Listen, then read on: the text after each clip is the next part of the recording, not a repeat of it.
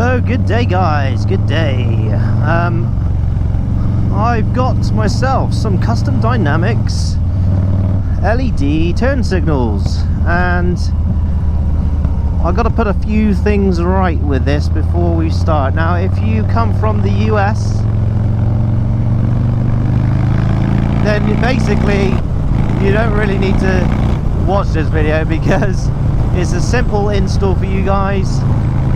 You pop off the lens and you put the new ones in. It's that simple. And Mr. Blockhead has got a great video on how to do that on his when he had his iron. And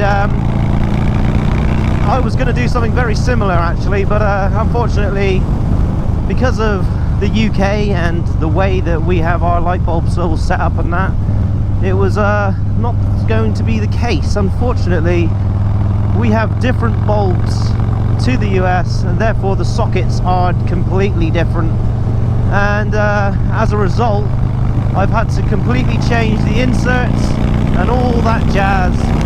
I will cut to me in my hideous dungeon of a shed now, so you can sort of see what I'm on about. So guys, this is the stock one that you get, the insert that you get with for the in the UK, and this is the bulb. And I don't know if you can see that, but the shanks are actually parallel, and there's only one connection on the end of that bulb. Whereas in the States you get the 1157, which is this bit's sort of a bit higher up, and there's two connections at the bottom of this bulb. As you can see from the insert, this is the stock one again, like I said, and you do with the new ones get you get a black cable, and you also get the purple one, but you also get a blue one as well, which I assume is the power. And basically all you got to do is slide them out and put the new ones in. If I show you up here, you basically pop the lens off, and then inside there's the housing. You just pull it out, pry it open, and feed the other one in, and that's it really. It's pretty straightforward.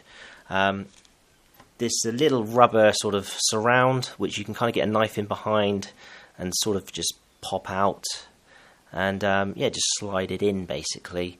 The wire then goes through here, down through the handlebars and down through the risers, and then it sort of goes into there somewhere. It's a bit of a pain in the ass. I didn't really want to do it, and so I got Harley to do it basically.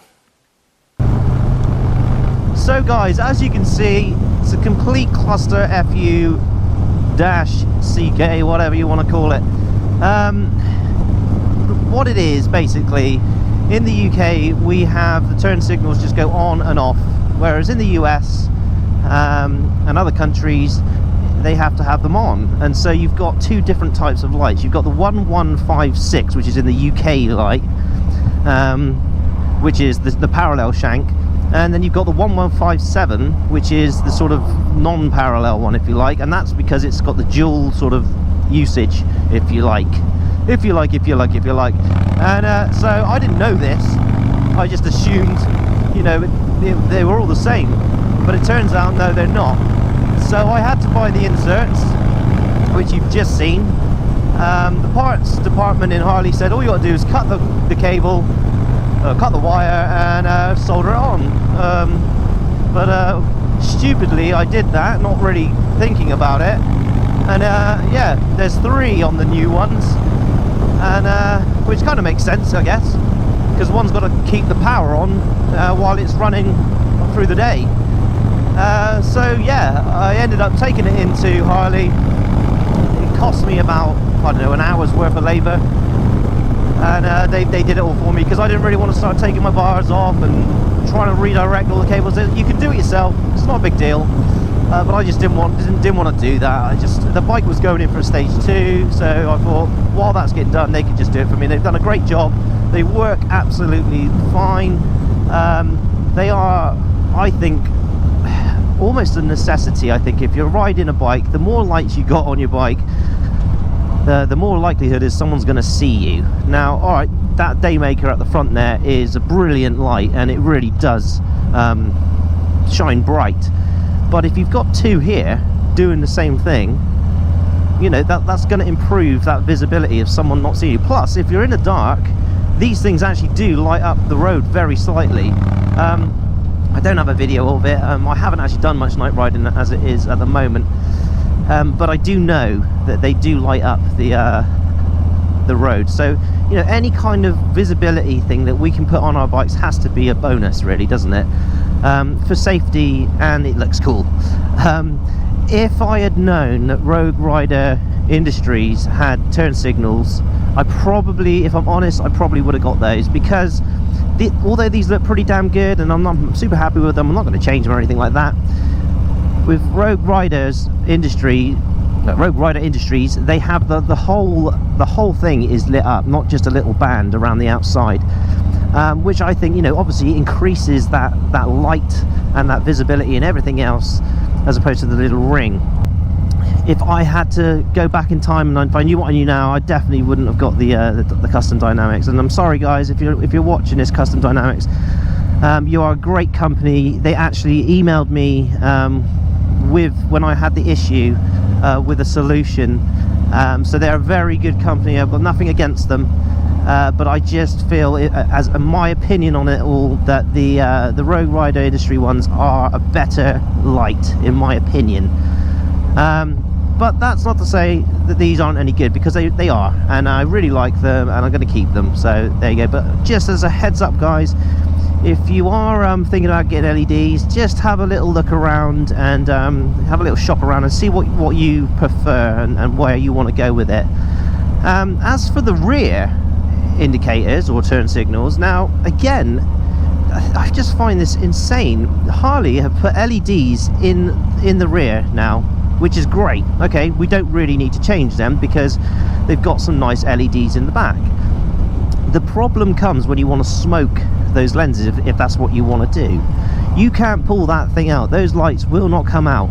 I don't know if it's a US thing. I haven't done the research on it, but I know in the UK, our bikes, and I spoke to Harley about it, they've put it on all the Sportsters and everything now.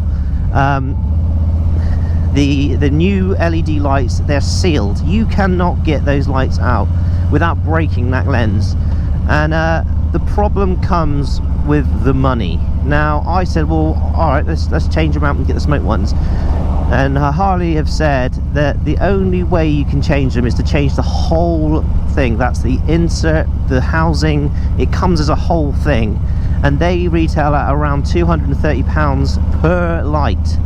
So you're looking at 500 quid to get those rears smoked out with the new LEDs.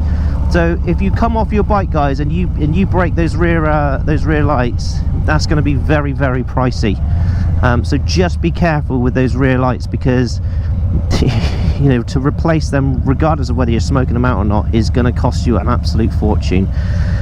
So what I did, I tried vinyl wrapping them first and found that it looked okay, but my god, what a pain in the ass, for one. And it didn't have that real sort of smooth,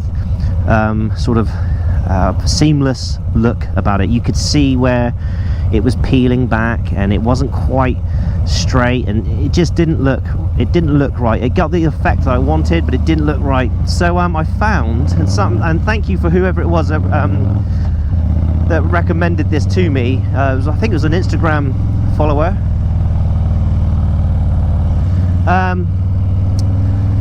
I think I was just making sure they weren't in trouble or anything. I can't remember who it was now. I apologise, I can't remember everyone's names.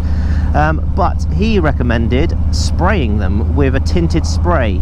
So I looked online, I found one. I'll put all the links to all the stuff in the description below, so you can check it all out. And guys, if you're gonna smoke your lenses and you can't, you know, swap the inserts or whatever, spray them. Honestly, it costs about £10 for the spray and the remover. So if you need to remove it for whatever reason, you just spray it on, it just wipes off. Just obviously make sure you tape up your bike and get it all covered and everything like that, and then you just spray it on. I did about 5 fairly thick layers. There's plenty of left in the bottle, to do, you could probably do about 10 layers on each one if you wanted to, but I did 5, and that seemed to be enough to smoke them to a level where I thought I'd get away with it with the police. And it dries super quick. I mean, it took me about, I don't know, 15 minutes to do all 5 layers. And so, you know, it's super cheap, super easy, and it looks, as long as your taping's good, it's completely seamless, and it looks like I've actually bought smoke lenses. So guys, I'm going to leave it there. You know, this video's really been for the UK guys and the Aussie guys and all that sort of stuff, the same sort of situation as I have had. If you're thinking about smoking your lenses, you know, spray them, all the rest of it. But if you've enjoyed this video, please like it. And if you're new to the channel, please subscribe. And I will catch you next time. Street Bobber Vlogger, woo!